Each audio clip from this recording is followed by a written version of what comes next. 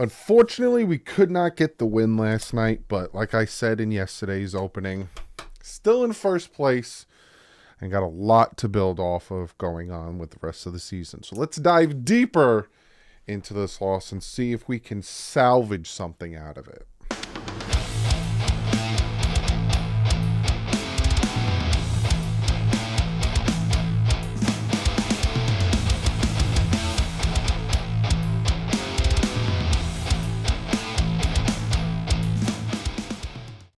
What is up, Finn fans? Unfortunately, like I said, took that loss yesterday. I am over it. Let's move on. You know, we cherish the wins, right? We hop onto the wins and we enjoy it for a day or two. With the losses, I'm done. The film breakdown tomorrow is going to be so short. I'm just going to find some pivotal things to talk about, whether it's, you know, the runs or the where they need to work on and what they did well. I am not showing penalties that should have been called. I am not showing penalties that shouldn't have been called.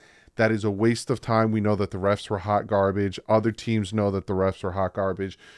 Pat McAfee said something, and all of these guys, everyone knows that the refs are garbage. I am not wasting my time on them. So tomorrow's film breakdown is probably going to be about like 20, 30 minutes. But I'm going to pinpoint some things I want to talk about, some things we can either do better or continue to do good and all that stuff. But in today's video, we're going to dive deeper into this loss, talk about where we're at statistically, and again, where we can get better. Before we jump into that, though, I do have to shout out two sponsors today. First and foremost, Clean the World. I talk about Sean Seipler all the time. A good friend of mine, became good friends. He has a great company where he helps the people of need, whether it's third world countries, whether it's national disasters, whether it's the homeless. He does some great things. He has merch. I'm actually wearing it right now. Wash your hands, bro. You can get it in his website. The proceeds go to helping people. I'm telling you, this shirt's soft. I love it. It's legit stuff. Shower stations, bringing soap to people, bringing water to people. Great organization, and I am proud to be working with him and having him sponsor the channel. So thank you, Sean, and go check him out, cleantheworld.org. The other sponsor I need to shout out today, and that is BetUS. If you don't know about BetUS, they are a fantastic site where they have prop bets, where they have over-unders, where you can bet on literally anything from the NFL to the MLB to the NBA to MMA to golf. Their prop bets are super cool, where you can prop bet on anything. Over-unders on touchdown, who gets the first touchdown, all that stuff. You can also prop bet when it comes to the 2024 draft. You can put a bet in on who you think is going to have what pick, who you think is going to be the first pick. It is a fantastic site. It's very easy to use. If you watch my pick videos, you see that I use that to make my pick videos with the over-unders and the spreads. Go check them out, and if you use the link in the description, your first deposit of $100 is matched 125%. So BetUS, thank you so much for sponsoring the video. And again, link in is the description and pinned as the top comment. Go check them out and bet responsibly. So now let's jump into the video. We're going to talk about some statistics here. Tua Tagovailoa after yesterday's game, 2,092 passing yards, still number one in the NFL. 15 touchdowns, is now tied for number one in the NFL. 6 interceptions after the interception yesterday. He's tied for second most in the NFL. You know who's tied for most? Josh Allen.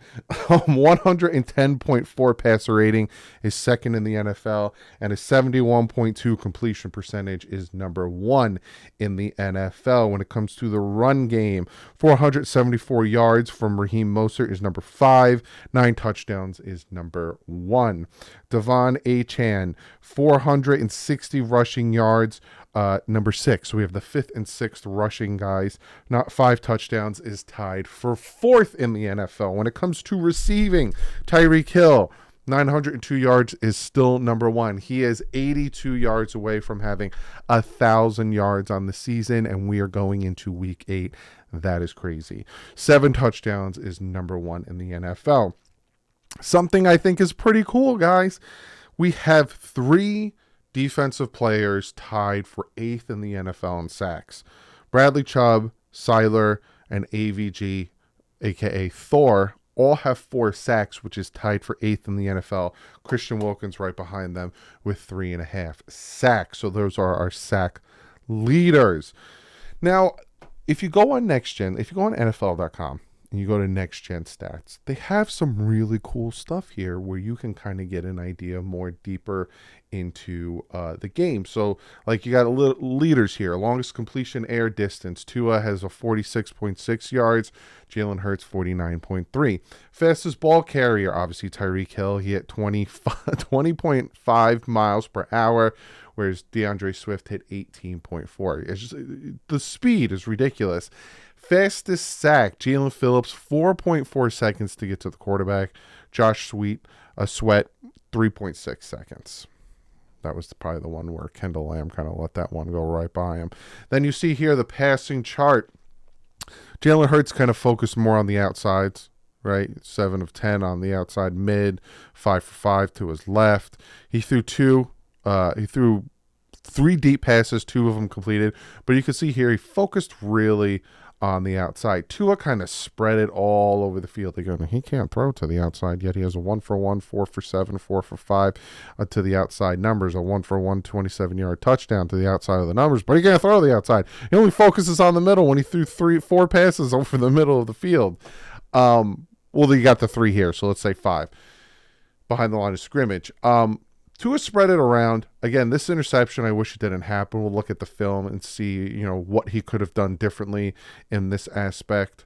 But when you look at these 2 charts, you see the concentrated, and it's above average here, above average, even though it was 1 pass. You see the concentrated passing chart here, whereas Tua kind of spread it around, tried to get something going. Then when it comes to rushing, am I in the way?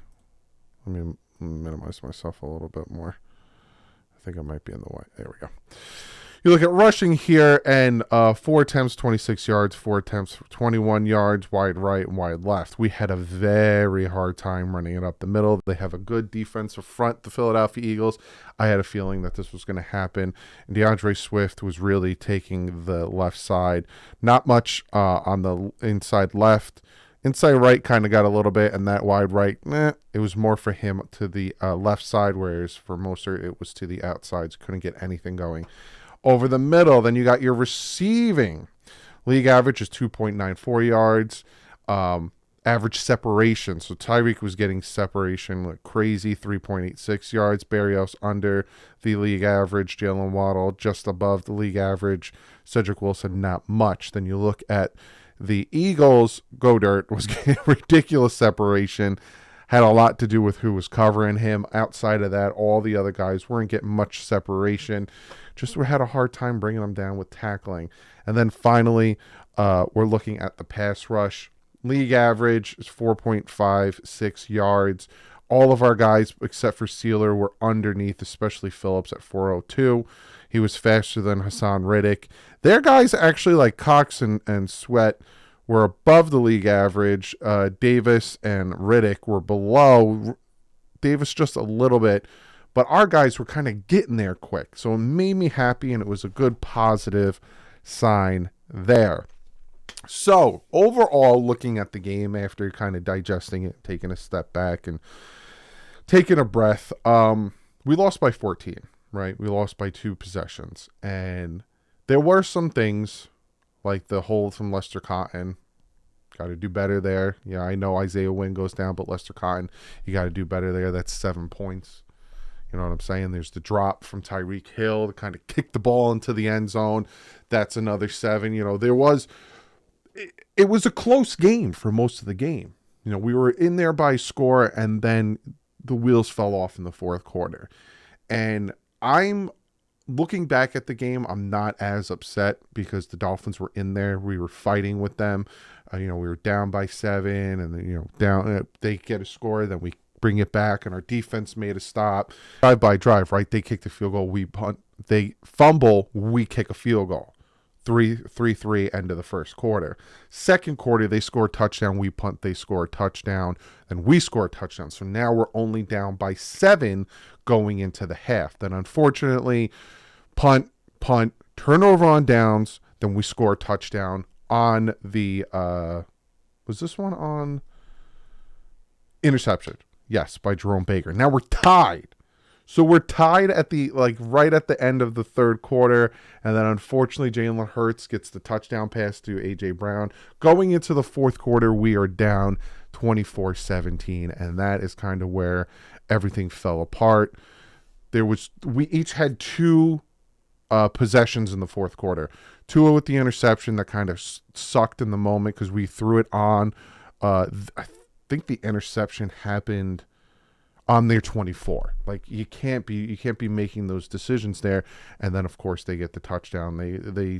Someone asked, what the heck is the tush push? It's when they do the QB sneak, but they have two guys behind him pushing him, which helped a lot. The defense would do their thing, and the defense would hold them to, third downs, and then it would be fourth and short, and then they get the tush push.